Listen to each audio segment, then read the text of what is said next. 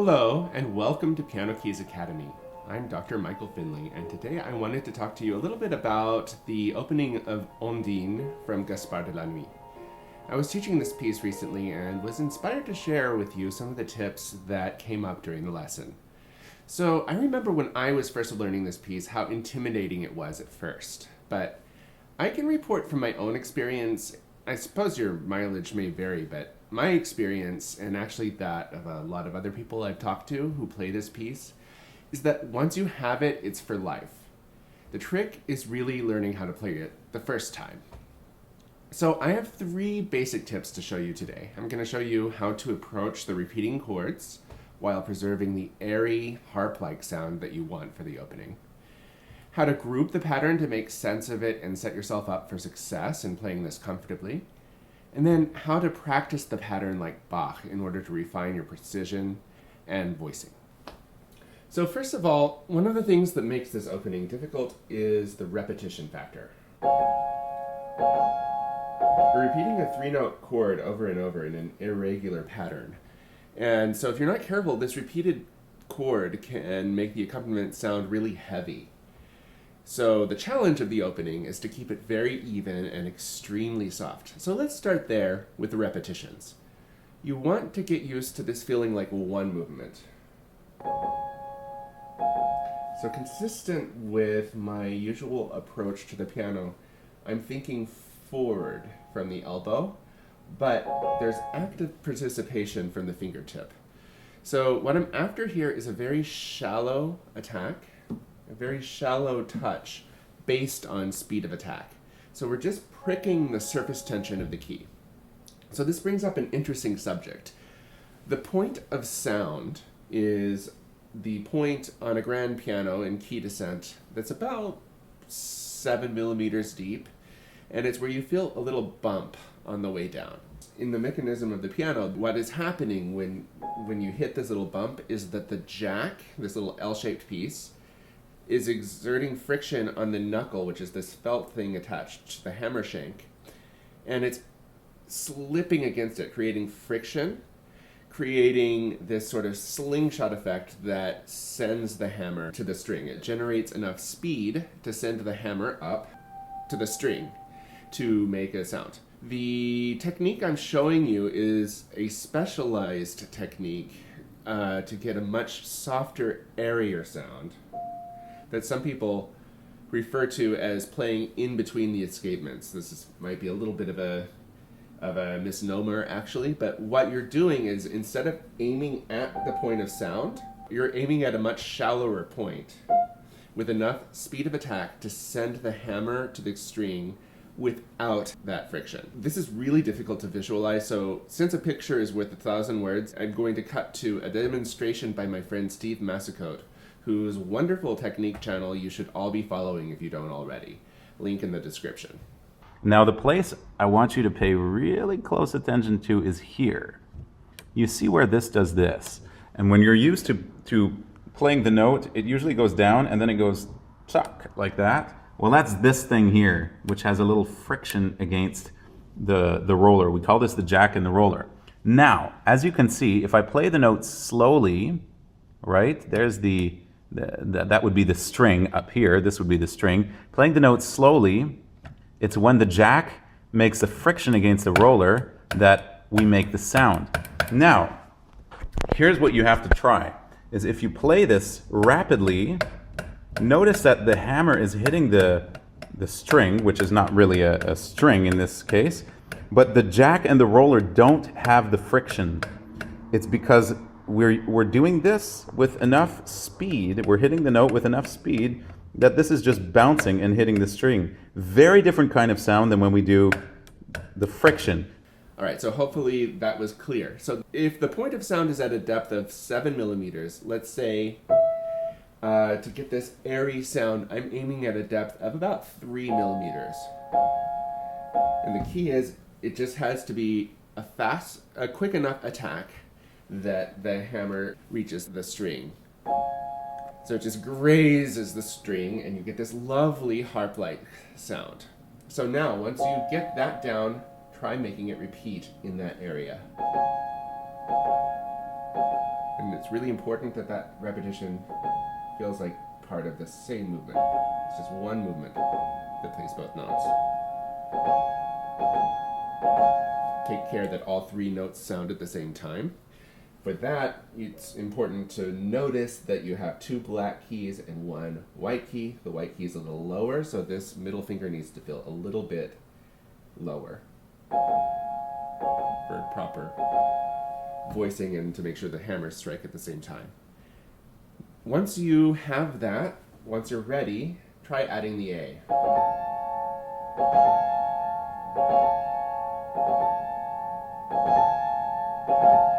So it really should feel very easy, and it should feel like one thing, one movement. So once that feels comfortable, then you can go to the next practice method, which is the basic grouping, which goes as follows. This is the grouping that helped me the most.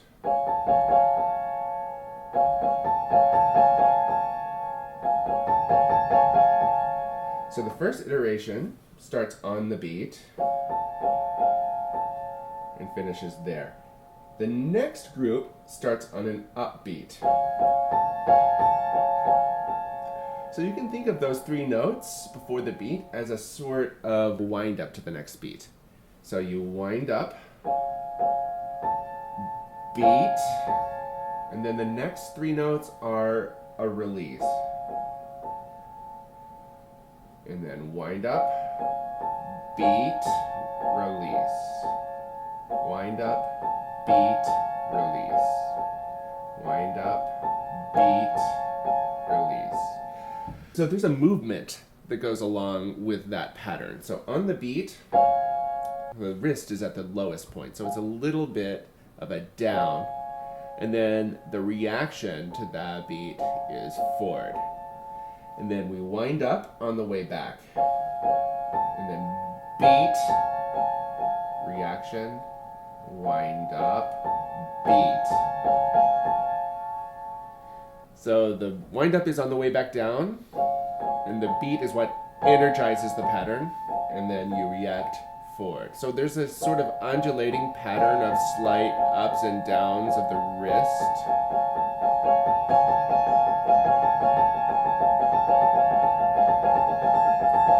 That keeps this feeling natural and recyclable and easy.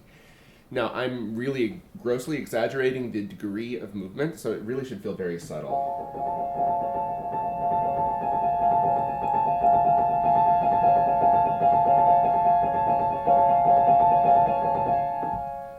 So once you have that basic movement down, it just comes down to precision and voicing.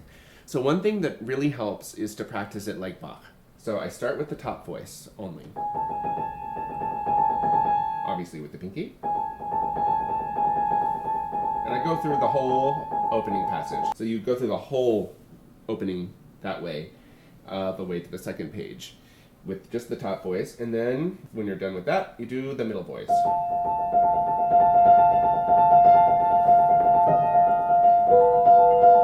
And then the bottom voice.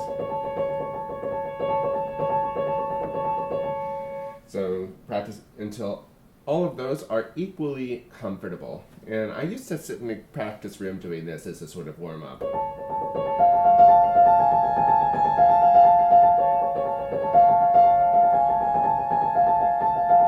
So once you're done doing one voice at a time, do two voices at a time. So top two voices, bottom two voices, and outer voices. Put it all together. Once again, just be aware of the difference in height of the black keys and the white keys. So middle voice a little lower.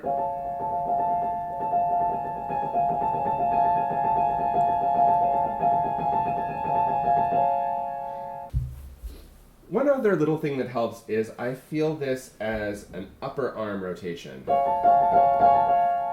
So not a forearm rotation, but it's actually this. It's the arm wrestling rotation, the upper arm from the shoulder. It's a similar technique that I use for the trills, the octave trills in the Brahms concerto. It's just you need a little bit more oomph behind the rotation in order to comfortably lay this chord as a block. So it's a much subtler, it's a much lighter movement than is required for the Brahms, but it's a similar thing. So it's the upper arm kind of makes the whole forearm bounce like this. So to feel that, you can try practicing it just as a tremolo. Make the hand nice and floppy just to focus on the participation of the arm. And there's just a little bit of that. The final point I want to make is to draw your attention to two markings on the score.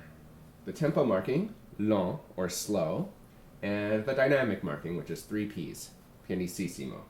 So obviously this needs to be very soft, but I think a lot of people ignore the tempo marking. I've seen a lot of performances where people just try to show off how fast they can play this.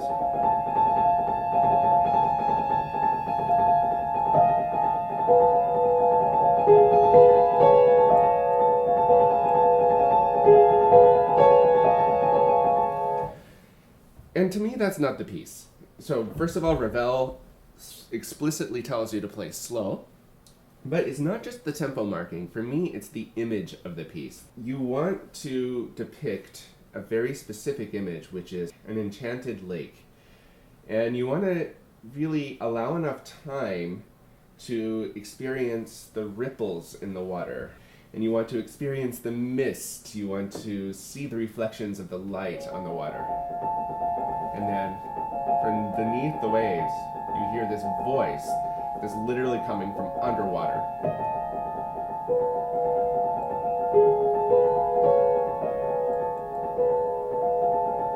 It's just so beautifully written to depict that image, and I think that you kind of break the spell if you go too fast.